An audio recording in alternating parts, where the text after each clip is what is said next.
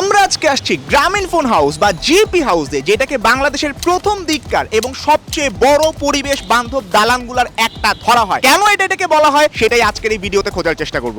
তো চলুন শুরু করা যাক। আমরা যে জায়গায় দাঁড়িয়ে আছে এই জায়গাকে আমরা বলি প্লাজা এরিয়া। এই প্লাজা এরিয়ার ঠিক পিছনেই আছে আমাদের ওয়াটার বডি। বিল্ডিং এর ভিতরে ফাউন্টেন বা ঝর্ণা থাকার একটা বড় সুবিধা হইতেছে তাপমাত্রা বা টেম্পারেচার একটা ডিফারেন্স থাকে। রাস্তার মধ্যে যে টেম্পারেচারটা আপনারা পাবেন, বিল্ডিং এর ভিতরে ঠিক এই পানিটা থাকার কারণে টেম্পারেচারের 2 ডিগ্রি পর্যন্ত ডিফারেন্স হয়। গ্রামের বাড়িতে আমরা যেসব পুকুর দেখি, সেই পুকুর কিন্তু বাড়িকে ঠান্ডা রাখাতে অনেক গুরুত্বপূর্ণ ভূমিকা পালন করে। বিল্ডিং এর সাথে আমরা কখনো পুকুর দেখি না, কিন্তু এই ধরনের একটা ফাউন্টেন বিল্ডিং এর ভিতরে পাওয়া, এটা কিন্তু একটা সোনায় সোহাগা। হ্যাঁ, আমরা সবসময় দেখি কোন একটা ফাউন্টেন সবসময় উপরের দিকে উঠে, এইখানের ফাউন্টেনটা হচ্ছে নিচের দিকে, ডাউন টু আর্থ। মানে হচ্ছে যে এইটা এখন কেন বা এটা সিম্বলাইজেশন নিতে।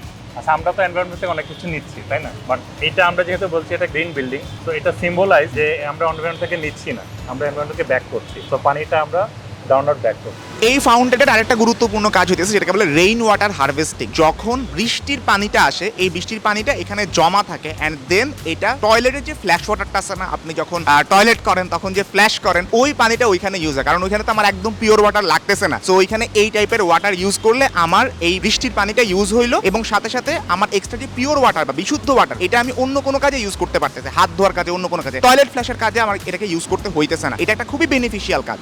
জিপি হাউসের ভিতরে একটা সিস্টেম দাঁড় করানো যেটাকে বলা হয় বিএমএস, বিল্ডিং ম্যানেজমেন্ট সিস্টেম। সোজা কথায় আপনি যদি এখানে কোনো রুমে ঢুকেন, আপনাকে রিমোট টিপা এসি অন করতে হবে না, এটা অটোমেটেড। এই জায়গার মধ্যে মনে করি আমার 5 জন মানুষ থেকে 10 জন মানুষ হঠাৎ আসলো, এই সময়টাতে আমার হিটের কিন্তু একটা ডিফারেন্স হইতেছে। ওই অনুযায়ী অটোমেটিক্যালি এসিটা নিজের টেম্পারেচারকে অ্যাডজাস্ট করে নেয়, সে তখন ওই অনুযায়ী রুমটাকে বেশি করে ঠান্ডা করতে থাকে। এটাকেই বলতেছি আমরা অটোমেটেড এয়ার কন্ডিশনিং। হ্যাঁ, আর এইটাই একটা আলাদা রুমের মধ্যে কন্ট্রোল করা হয়। এখানে আমরা একটা কোশ্চেন করছিলাম যে আচ্ছা, কোনো একটা রুমের ভিতরে ধরেন কোনো মানুষ নাই, তাইলে এই জায়গার মধ্যে এয়ার ফ্লোটা কেন আমি দিয়ে রাখছি? এখানে একটা মিনিমাম এয়ার ফ্লো দিয়ে রাখা হয়। এইটার খুব সহজ অ্যান্সারটা হচ্ছে এখানে একটা সার্টেইন টাইমে এসির এই এয়ার ফ্লো থেকে শুরু করেন পুরা জিনিসটাকে একটা প্রি কুল কন্ডিশনের মধ্যে রাখা হয় এবং সার্টেইন টাইম পরে অফিস শেষ হয়ে গেলে ওটাকে বন্ধ করে দেওয়া হয়। সো এখানে যাতে নষ্ট না হয় কোনো এনার্জি, তার জন্য ভিতরে কোনো না কোনো মানুষ সবসময় আসা যাওয়া করতে থাকে। এমন কোনো জায়গা নাই যেটার মধ্যে একটা সার্টেইন ক্রাউড সবসময় থাকে না। ধরেন আমি কোনো একটা জায়গা থেকে অফিসে ঢুকলাম, ঢুকার পর আমি দেখলাম যে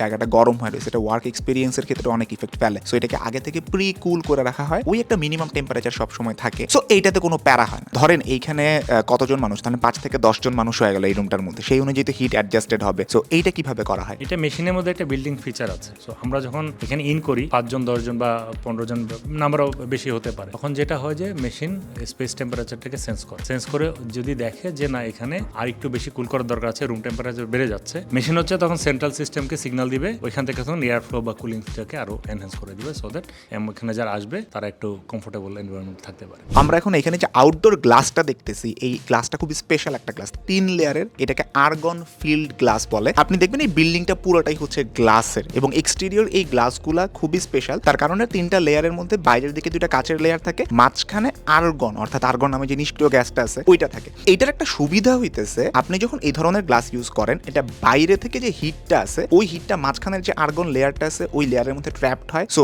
বাইরে আমি হিটটাকে রিফ্লেক্ট করতেছি না, এটা এনভায়রনমেন্টকে আবার গরম করতেছে না। সেকেন্ড লেয়ার অফ সুবিধা যেটা, ওই ভিতরে যে হিটটা ঢুকতেছে না, বিল্ডিং এর ভিতরে আমি হিটটাকে ঢুকাইতেছি না। দ্যাটস ওয়াই ওই যে আমরা গ্রিন হাউসের কথা বলতাম যে বাইরে থেকে হিট ঢোকার পরে ভিতরে এনট্র্যাপড হয়, ভিতর থেকে আর বের হইতেছে না হিটটা, এটাই তো গ্রিন হাউস। সো ওই জিনিসটা গ্লাসের কারণে হয় না। আমরা অনেক সময় একটা ভুল ধারণা করে থাকি যে আচ্ছা, গ্লাসের বিল্ডিং মানেই বুঝি এখানে হিট অনেক বেশি জেনারেটেড হবে। জিপি হাউসের ভিতরে এই জিনিসটা হয় না। সো এইটা অনেক বেশি এনভায়রনমেন্ট ফ্রেন্ডলি ওয়েতে কেমনে আমি আসলে বিল্ডিং এর ভিতরে টেম্পারেচারকে অনেক কমায় রাখতে পারি এইটা। ইভেন এইখানে এটাও আমরা শুনছি যে মনে করেন আপনার যেখানে 1700 টনের এসি লাগতো, সেই জায়গায় আমরা 1300-1400 টনের মধ্যে নামায় ফেলতে পারতেছি। ইভেন শীতকালে এটা 200-300 টনের মধ্যে নাইমা যায়, যে এত কম রিকোয়ারমেন্ট লাগে। আরেকটা জিনিস হচ্ছে, এটা মজার ব্যাপার, অনেকে টেস্ট করতে গেছিল এই গ্লাসগুলো হচ্ছে বুলেট প্রুফ কিনা। বুলেট প্রুফ টেস্ট করতে গেছে, এটা বুলেট প্রুফ না, এয়ার গান দিয়ে মারছে, ওই ফুটাগুলো রয়ে গেছিল। দেন পরে যে অ্যাডমিনিস্ট্রেশনের টিম আছে ওইখানে এসে এখানে এয়ার গানের শিশাগুলা পাইছে। এরকম মজা কোনোদিন করতে যান না। আমরা যখন জিপি হাউসের ভিতরে ঢুকছি তখন কোনো জায়গায় আর্টিফিশিয়াল লাইট যেটা ওটা জ্বালা থাকতে দেখি নাই দিনের বেলাতে। এটা খুবই ইম্পর্ট্যান্ট একটা জিনিস, তার কারণ আমি যখন গ্লাস ইউজ করতেছি বাইরে থেকে যে সানলাইটটা আছে এটা ডিরেক্টলি পড়তেছে। সো অফিসে আমি যখন এখানে বসে কাজ করতেছি, আমার এক্সট্রা লাইট, এই যে এইরকম লাইট, এগুলো কিন্তু দিনের বেলাতে জ্বালানো লাগতেছে না। এটা খুব এনভায়রনমেন্ট ফ্রেন্ডলি একটা জিনিস। আর এখানে ঢুকে আমি এই বক্সটা দেখে ফেলছি, এই বক্সটা আমাকে জিপি পাঠাইছিল, এটা একটা গিফট বক্স। এই গিফট বক্স পাইতে খুব ভালো লাগে। জিপি হাউসের ভিতরে একটা সুবিধা, এখানে যে ডেস্কগুলো আছে এইখানে পেপার ইউজ যেটা ওইটা 80% কমায় আনা হয়েছে অনলাইন প্ল্যাটফর্মের মধ্যে শিফট করে। আমি দেখছি ওরা মিটিংগুলো মাইক্রোসফট টিমসের মধ্যে করে। অ্যান্ড এইখানে কোনো একটা জিনিস, যেমন আমাদের প্রাচীনকালে একটা কথা ছিল যে ঠিক আছে তুমি আমাকে একটা ইমেল করছো, ওটার হার্ড কপি নিয়ে আসো, এইভাবে করে হচ্ছে মানুষজন আছে এখন ওই টাইপের জানো যে ইমেল করলে বলা যে হার্ড কপি নিয়ে আসো। এই জায়গাটাতে পেপার ইউসেজ একেবারে মিনিমাইজ করার চেষ্টা করা হয়েছে এবং টেবিলের মধ্যে গেলে দেখবে ওয়ান টাইম ইউজেবল প্লাস্টিক একদমই নাই, যেগুলো আছে ওগুলো ফ্লাস্ক বা পানির বোতল টাইপের প্লাস্টিকের ইউজটা একদমই কমায় ফেলার চেষ্টা করা হয়েছে। কোশ্চেনটা হইলো যখন কোনো এমপ্লয়ের মিটিং করা দরকার পড়ে এইরকম একটা রুমের মধ্যে আলাদাভাবে গ্লাস ডোরটা অফ করে এখানে মিটিং করে সবাই। এইখানে কারো কোনো পার্সোনাল ডেস্ক বলতে কোনো কিছু নাই, ইভেন গ্রামীণ ফোনের সিইওরও কোনো পার্সোনাল ডেস্ক নাই। এটা এইভাবে ডিজাইন করা হয়েছে এবং মিটিংগুলো এরকম আলাদা একটা রুমের মধ্যে জাস্ট করে দেন আবার নিজেদের ডেস্কের মধ্যে শিফট করে, যেটা খুব ভালো কালচার আমি বলবো। এখন পারফেক্ট ইঞ্জিনিয়ার লাগতেছে, এই তো আনিসের সুন্দর মতো লাগে গেছে, একদম পারফেক্ট সিভিল ইঞ্জিনিয়ার সাহেব। ইয়েস, আমরা দুই ভাই আজকে হেলমেট পরিহিত অবস্থায় আমরা বেসমেন্টে গেছিলাম যে পুরো জিপি হাউসটাতে ইলেকট্রিসিটি জেনারেশনটা কেমন হয় এটা দেখার জন্য। অনেক সাউন্ড নিচে ডিরেক্টলি আমরা শুটটা করতে পারি না, এই কারণে এখানে এসে কথা বলতেছি। সো বেসিক্যালি ওইখানে গ্যাস টারবাইন আছে, গ্যাসটা আসে আমাদের যেই সব জায়গা থেকে গ্যাস প্রাকৃতিক গ্যাসটা যে সাপ্লাই দেয় সে দেয়। সো ওইখান থেকে গ্যাসটা আসার পরে টারবাইনটা ঘুরে, দুইটা টারবাইন আছে, একটা টারবাইন চলে আর একটা হচ্ছে অল্টারনেট, যদি একটা নষ্ট হয় তাহলে অন্যটা চলবে। সো ওই টারবাইনটা না চালাইতে গেলে কিছু হিট জেনারেটেড হয়, ওই জায়গার মধ্যে তাপ জেনারেটেড হয়। এখন কথা হচ্ছে ওই তাপটাকে কি আমরা নষ্ট করে ফেলবো? ব্যাপারটা কখনো এরকম না। ওই তাপটাকে আলাদা ভাবে নিয়ে ওই হিটটাকে ইউজ করা হয় এয়ার কন্ডিশনিংটা কাজে লাগানোর ক্ষেত্রে। জিপি হাউসের একটা বৈশিষ্ট্য হচ্ছে এইখানের সিএফসি গ্যাস বেসড আসলে এয়ার কন্ডিশনিং সিস্টেমটা না, এটা হচ্ছে ওয়াটার কুলার। সো ওই ওয়াটার কুলিং সিস্টেমটা কাজে লাগানোর জন্যই কিন্তু এই হিটটাকে আলাদাভাবে কাজে লাগানো হয়, এটা একটা আলাদা এনার্জি সোর্স হিসেবে কাজ করে। এই গ্যাস টারবাইনগুলো মনে করেন 1 মেগাওয়াটের মতন বিদ্যুৎ যদি জেনারেট করে, আর জিপি হাউস পুরোতে 1.3 মেগাওয়াটের মতন লাগে। সো এক্সট্রা যে 0.3 মেগাওয়াটটা এটা আলাদা সোর্স থেকে নেওয়া হইতেছে। কিন্তু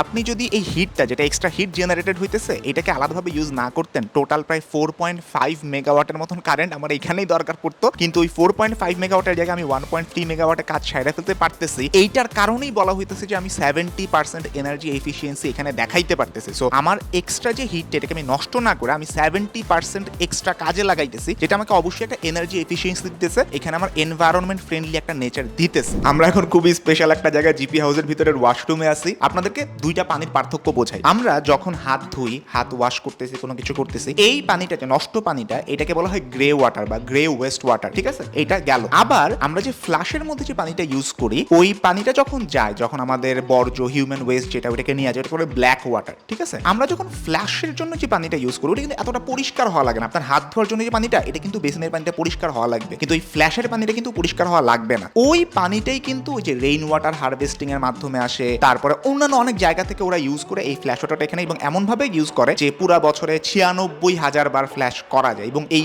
জিপি হাউসের ভিতরে প্রচুর ওয়াশরুম, মানে হচ্ছে যে এই কমোড টয়লেটগুলো অনেক অনেক বেশি, এটাকে বলে কি যে সিটি উইদিন আ সিটি। এই ওয়াশরুমগুলো অনেক বেশি স্পেশাল, কারণ হচ্ছে যে আমি পানি সেভ করতে পারতেছি। এই ইউজটা অলরেডি বাংলাদেশে অন্যান্য অনেক বিল্ডিং এ ইউজ শুরু হয়েছে, যেটা অনেক বেশি অ্যাপ্রিশিয়েট করার মতন ব্যাপার। এবং জিপি হাউসের ভিতরে এইটা ওরা অনেক পায়োনিয়ারিং একটা কাজ করছে, অনেক আগে থেকে এই প্র্যাকটিসটা ওরা শুরু করছে। এই পানিটাকে যদি আমাদের রেসিডেন্সিয়াল যেই হোমগুলো আছে, আমরা যে বাসা বাড়িতে থাকি, এই জায়গাতে পর্যন্ত নিয়ে যাওয়া যায়, তাহলে পুরো বাংলাদেশে এই ওয়েস্ট ওয়াটারটাকে কাজে লাগানোর একটা যে প্র্যাকটিস এইটা কিন্তু শুরু হবে। ওকে ভাই, জিপি হাউসের সুয়েজ ট্রিটমেন্ট প্ল্যান্ট যেটা ওইটা সম্পর্কে যদি আমাদেরকে কিছু বলতেন।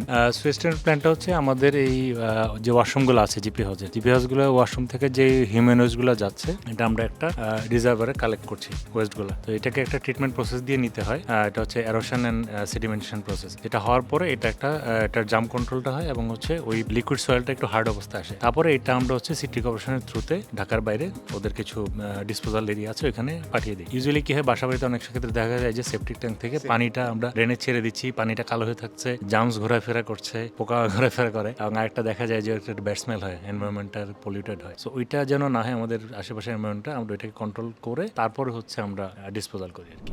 আমরা এখন জিপি হাউসের ভিতরে কয়েক ফ্লোর উপরে একটা ছোট ফুটবল মাঠের মধ্যে আছে, যেখানে নিয়ন জেনারেলি আনিস জোর করে নিয়ে আসে ফুটবল এসব শুট করার জন্য। খুবই বাজে কাজ। যাই হোক, আমরা জিপি হাউস এক্সপ্লোর করার একদম লাস্ট মোমেন্টে পৌঁছায় গেছি। আমার অনেক দিনের ইচ্ছা ছিল যে জিপি হাউসটা কিরকম ভিতরে, এটা একটু দেখবো, সবাইকে নিয়ে একটু অ্যানালাইজ করবো যে কেন এটাকে বাংলাদেশের এত বড় একটা এনভায়রনমেন্ট ফ্রেন্ডলি বিল্ডিং বলা হয়, বাংলাদেশের প্রথম দিকের এনভায়রনমেন্ট ফ্রেন্ডলি বিল্ডিংগুলোর মধ্যে একটা, এবং এইটা কিভাবে ডিজাইন করা হয়েছে এটা অন্যান্য অনেক বিল্ডিং এর জন্য একটা পথিকৃত হইতে পারে, একটা পায়োনিয়ারিং স্টেপ হইতে পারে যে বাংলাদেশের অন্যান্য বিল্ডিংগুলোকে আমরা কিভাবে এনার্জি এফিশিয়েন্ট কিংবা হচ্ছে এনভায়রনমেন্ট ফ্রেন্ডলি করতে পারে। আমরা আজকে দেখছি কিভাবে ওয়েস্ট ওয়াটারকে ওরা ঠিক মতন কাজে লাগাইতেছে। আমার বৃষ্টির পানি এটাকে রেইন ওয়াটার হারভেস্টিং এর মাধ্যমে ওরা ফাউন্টেন চালাইতেছে, টয়লেটের ফ্ল্যাশ ওয়াটারের মধ্যে ইউজ করতেছে। আমরা দেখছি কিভাবে ওরা পেপার ইউসেজটা 80% কমায় নিছে। আমরা এটা দেখছি ওরা ওদের ওয়েস্ট ওয়াটার ট্রিটমেন্ট প্ল্যান্টটা কিভাবে চালায়। আমরা দেখছি ওদের এয়ার কন্ডিশনিং সিস্টেমটা কিভাবে অটোমেটেড করার কারণে ওরা অনেক বেশি এনার্জি সেভ করতে পারতেছে। সো ওভারঅল এটা একটা খুবই দারুণ এক্সপেরিয়েন্স ছিল, কিন্তু আমার কাছে মনে হয় এই এক্সপেরিয়েন্সটাকে কাজে লাগায় যদি বাংলাদেশের